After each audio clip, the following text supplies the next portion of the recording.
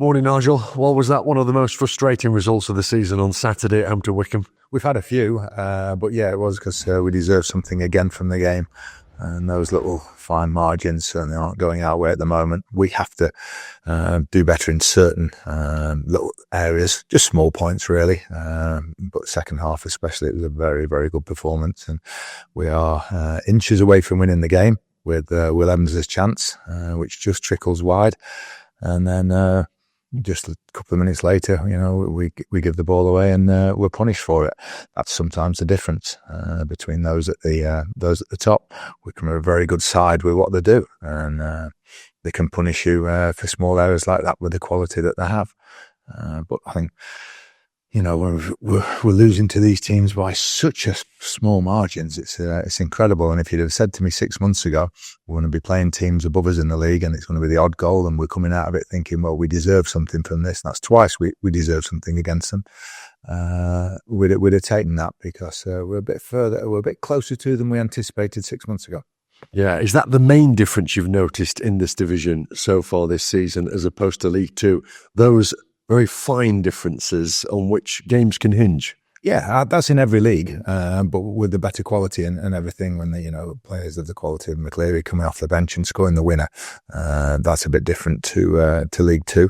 But yeah, that's pretty much the same. They just have they're a very good team, well organised, and they have more of a threat. Certainly, and even when you play well and restrict them as we did in the second half to very little and have a few chances ourselves, if one of those doesn't go in, then we're always liable to hit the other end. Let's move on and speak about players. You were without Christy Pym on Saturday. He was ill. How's he today? Yeah, Christy's fine. Yeah, no problem. It was just illness. So yeah, he'll be fine for next week. Scotty Flinders again was magnificent and just so unlucky with the penalty. The game that you handed to Scotty Flinders marked his 600th career appearance. Well, that would have been nice for him to mark it with a penalty save and possibly a clean sheet. So he's unlucky not to achieve that. But I think when you get to that sort of figure, it just shows what a magnificent professional he is. Other players who you were without, Keanu Bacchus. Yeah, Keanu's down to train this week. Hopefully, just say got a whack on his knee against Wigan in the FA Cup. Fraser Blake Tracy similarly should train at some point this week. There's bone bruising on his foot after a particularly tough tackle he took late on in that game.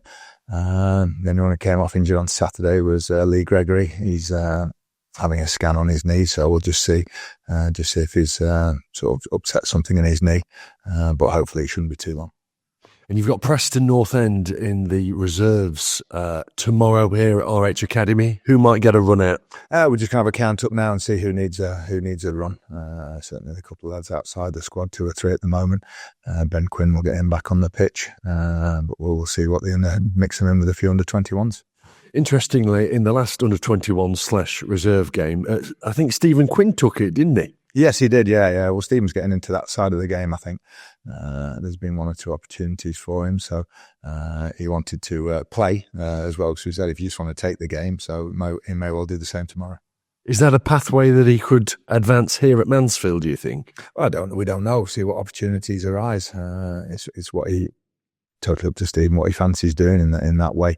Getting on to 38 now, I think he's realising that he'll play sort of small roles for us now between now and the end of the season, and then he's got to decide what he wants to do after that.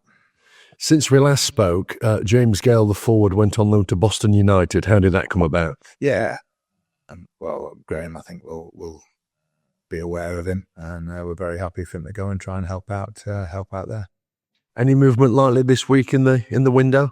Probably unlikely. It might be the week after. We're still chasing a loan if we can, and then there's still the 1 or 2 lads. If we can get them fixed up, we will do. Let's look ahead to Saturday's game at Cambridge United, 12:30 kickoff. You played Cambridge earlier in the season. That 2-1 win, it was a fantastic game. Kick-started your home campaign at the One Call Stadium. Cambridge at this moment in time, not in great form, but we know from that day what a side they can be. Very good. I'm very surprised at where they are, and I think it's a good case of showing sort of when it's not quite running for you. They played extremely well at Bolton on Saturday and were 2-1 up until the late stages. of the game. So, but they're like anybody in the team. There's no bad team in the league this season. They're more than capable on the day.